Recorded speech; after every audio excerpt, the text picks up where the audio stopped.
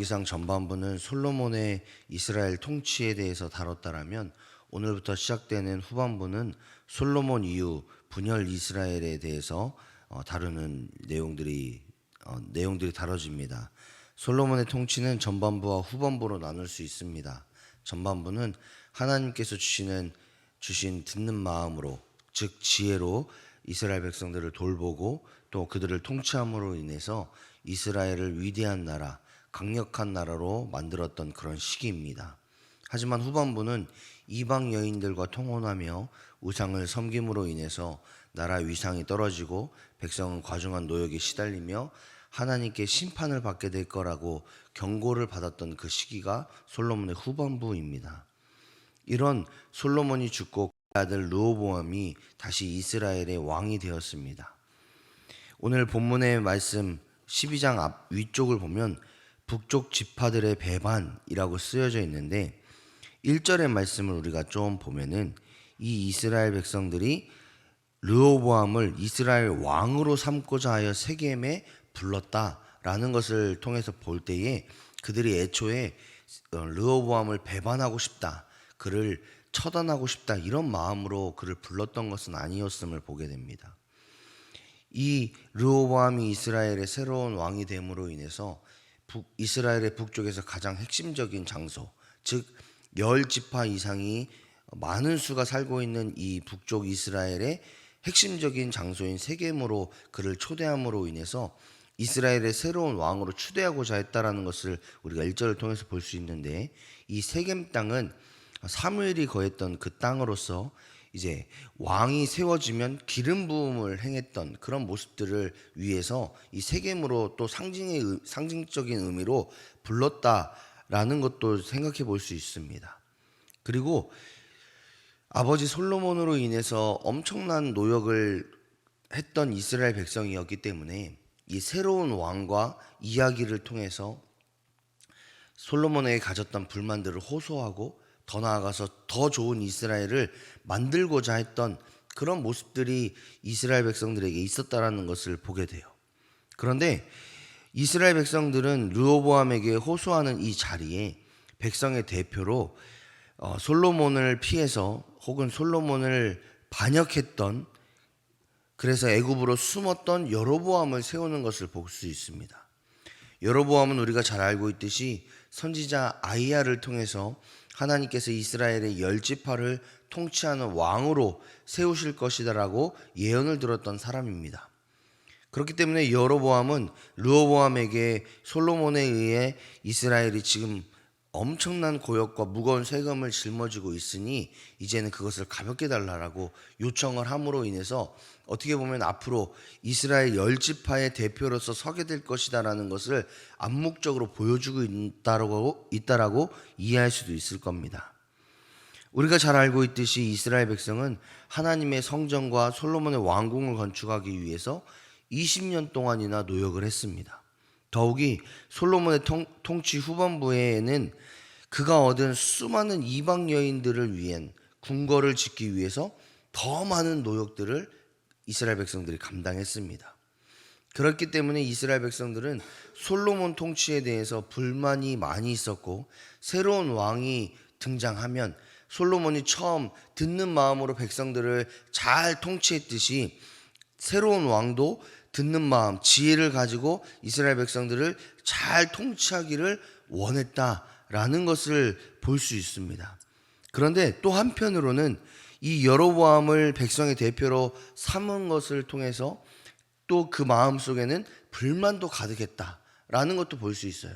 그러니까 르호보암이 어떤 선택을 하는지에 따라서 이스라엘의 12지파 이스라엘의 왕이 될 수도 있고, 또 여로보암을 중심으로 해서 10지파가 뭉치고 또 나머지 2지파를 가지고 또 이렇게 분열된 왕국의 왕이 될 수도 있는 그런 선택의 기로에 서 있는 게 르호보암이었다라는 것을 볼 수 있습니다.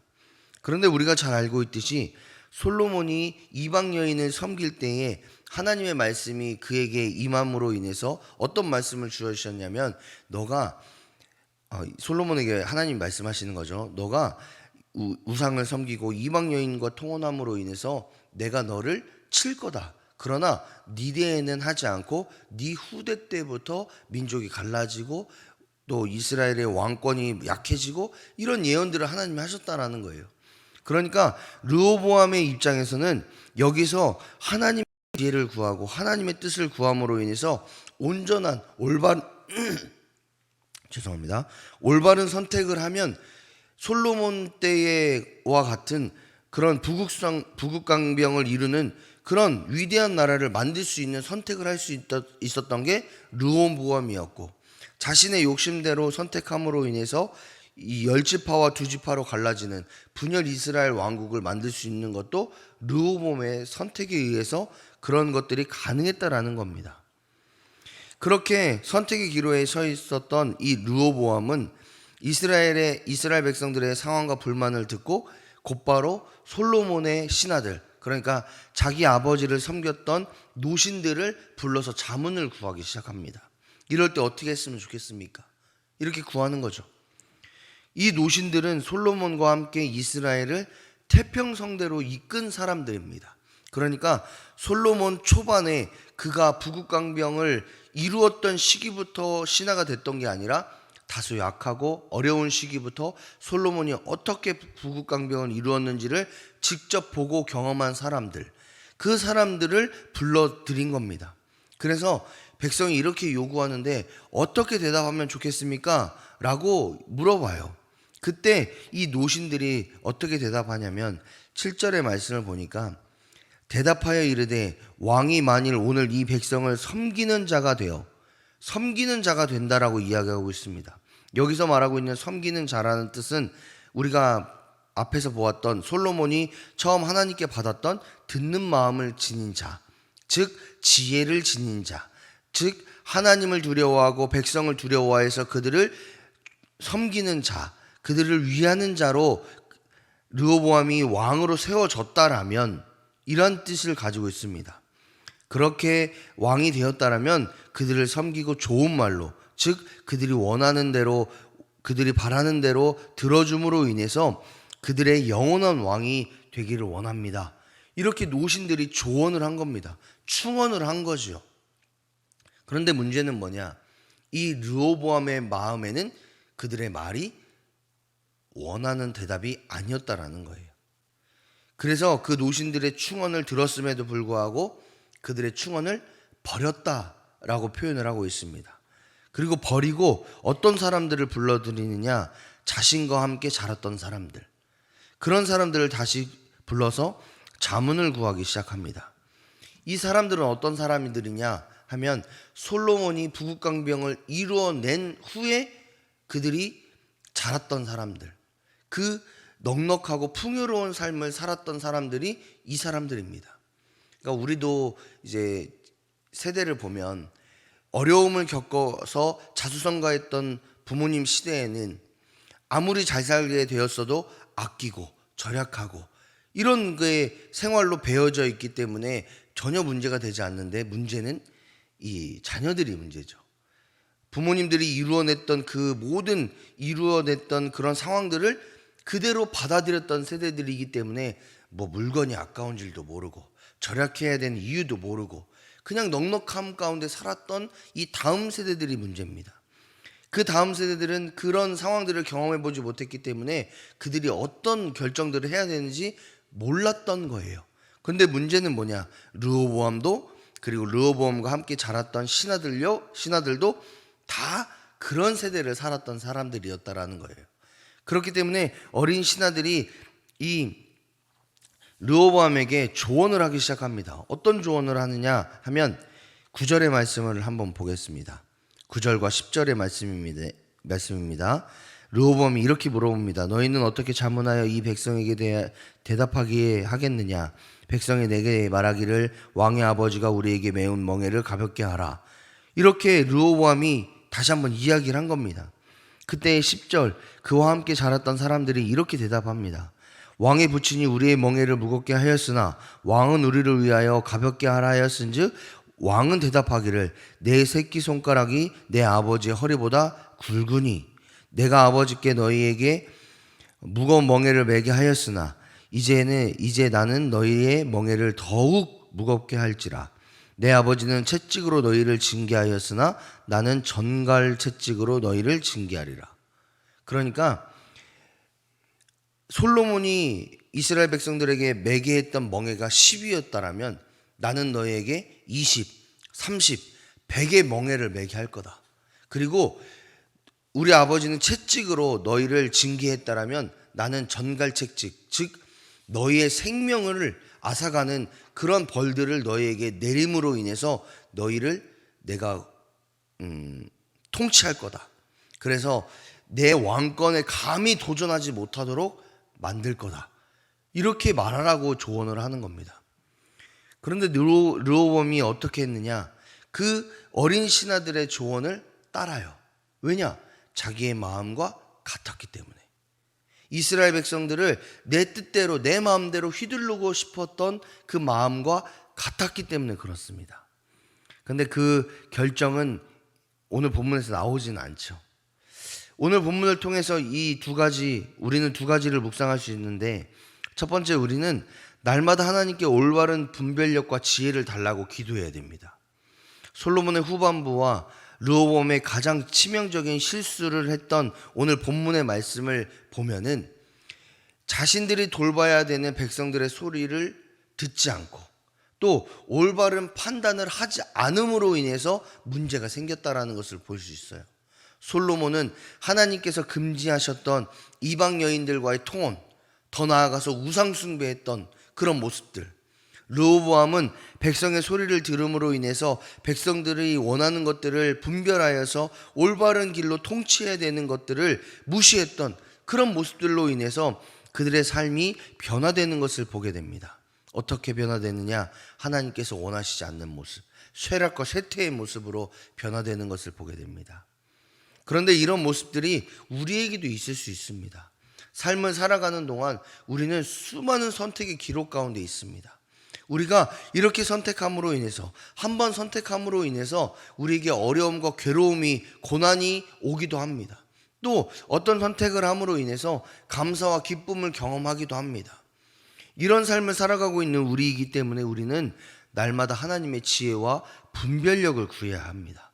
모든 지혜보다 뛰어나신 하나님의 지혜를 구하고 하나님께서 원하시는 올바른 분별력을 가지고 이 세상을 살아감으로 인해서 하나님의 방법대로 선택하고 하나님의 인도하심대로 우리가 삶을 순종함으로 나아감으로 인해서 우리 하루를 시작하는 이 하루 첫 시간에 하나님의 뜻이 무엇인지, 하나님의 지혜가 무엇인지, 하나님의 분별력을 구함으로 인해서 우리는 하나님께서 원하시는 삶을 선택할 수 있습니다. 더 나아가 하나님께서 바라시는 그 인도하심의 삶 가운데에 순종할 수 있습니다. 우리의 뜻, 우리의 방법, 우리가 가지고 있는 지혜를 가지고 우리의 삶을 좌지우지 흔들고 결정하는 것이 아니라 하나님의 뜻, 하나님의 방법으로 우리의 삶을 결정하고 분별력과 지혜를 가지고 우리의 삶을 살아갈 때에 우리는 반드시 올바른 선택과 올바른 삶을 살아갈 수 있을 줄 믿습니다. 그러한 삶의 모습을 보여줬던 두 사람, 솔로몬과 르호보암 왕을 통해서 우리는 그것을 교훈받습니다.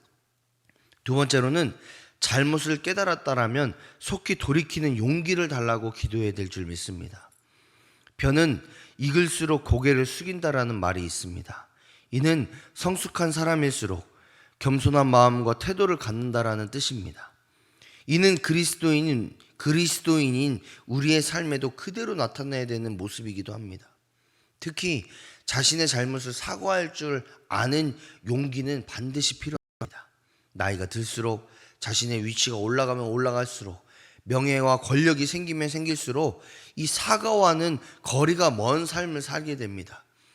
이는 실수가 사라진다라는 말이 아니라 내가 실수해도 절대로 사과하지 않아도, 사과하면 뭔가 내가 책 잡히는 것 같고 뭔가 낮아지는 것 같아서 사과하지 않는 모습들을 보게 됩니다. 그러나 벼는 익을수록 고개를 숙이는 것처럼 그리스도인으로서 살아가는 우리의 삶의 연수가 더해질수록 겸손의 왕으로 이 땅에 오셔서 십자가를 짊어지신 예수님을 닮아서 우리들도 역시 날마다 겸손해져야 될 줄 믿습니다. 그리고 그 겸손한 삶을 살아가면서 우리가 잘못했던 것들을 깨달을 때에, 또 더욱이 우리가 잘못된 길을 가고 있다라고 생각이 들어질 때에는 속히 돌이키는 용기를 내셔야 됩니다. 내가 이런 말들을 했을 때, 이런 삶을 살아갔을 때에, 혹은 내 삶의 모습으로 인해서 자녀들이, 내 주변의 사람들이 상처받았다라는 것을 깨달아 알면 거기서 끝이 아니라 하나님께 회개하고, 더 나아가서 그들에게 다가가서 잘못했다라고 사과하고, 다시는 그런 행동을 하지 않기 위해서 애쓰고 수고하는 모습을 보여줘야 됩니다. 그러면 내 주변에 있는 사람들이 저 사람은 단순히 미안하다라고 사과하는 것으로 끝나는 게 아니라 삶으로 보여주는 사람이야 라는 생각이 들어지겠죠. 그리고 그 사람을 통해서 많은 것들을 느끼겠죠. 나도 저 사람처럼 되고 싶다부터 시작해서, 저 사람이 믿고 저 사람이 의지하는 하나님이 저런 마음을 갖게끔 하셨구나, 겸손한 마음으로 하나님을 섬기는 자의 모습, 성숙한 신앙인의 모습을 보여주는구나, 이런 귀감도 될 수도 있겠지요. 하나님께 사랑하시는 여러분, 하나님을 믿는다라면, 그리스도인이라면 잘못을 깨달았을 때에 속히 용서를 구하고 돌이키는 용기를 가져야 됩니다. 그래서 하나님께서 원하시는 길, 하나님께서 바라시는 길, 하나님 앞에서 날마다 겸손함을 유지하며 하나님께서 요구하시는 올바른 삶을 살아가려고 부단히 애써야 합니다. 그리고 그것을 위해서 우리는 기도해야 됩니다. 오늘 하루를 시작하는 이 시간, 첫 시간 가운데에 두 가지를 기도하셨으면 좋겠습니다. 하나님, 올바른 분별력과 지혜를 주셔서 하나님께서 원하시는 올바른 선택을 할 수 있는 내가 될 수 있도록, 우리의 가정이 될 수 있도록, 교회가 될 수 있도록 도와주십시오. 또 잘못을 깨달았을 때에는 속히 돌이킬 수 있는 용기를 주셔서 하나님의 방법대로 회개하고, 또 내 주변 사람들에게 잘못을 인정하고 용서를 구함으로 인해서 성숙한 믿음의 사람이 내가 될 수 있도록 위에서 기도하시는 저와 여러분이 되셨으면 좋겠습니다. 그렇게 기도하며 하나님의 뜻을 구하며 나아갈 때에 우리는 성숙한 믿음의 사람들이 될 줄 믿습니다. 마치 벼는 익을수록 고개를 숙이는 것처럼, 겸손의 왕으로 이 땅에 오신 예수님처럼 우리들 역시도 겸손한 마음, 하나님의 성품을 닮아 겸손한 자세로 삶을 살아감으로 인해서 하나님께는 영광이 되고 많은 사람들에게는 믿음의 본이 되는 저와 여러분의 삶이 되시기를 주님의 이름으로 축복합니다.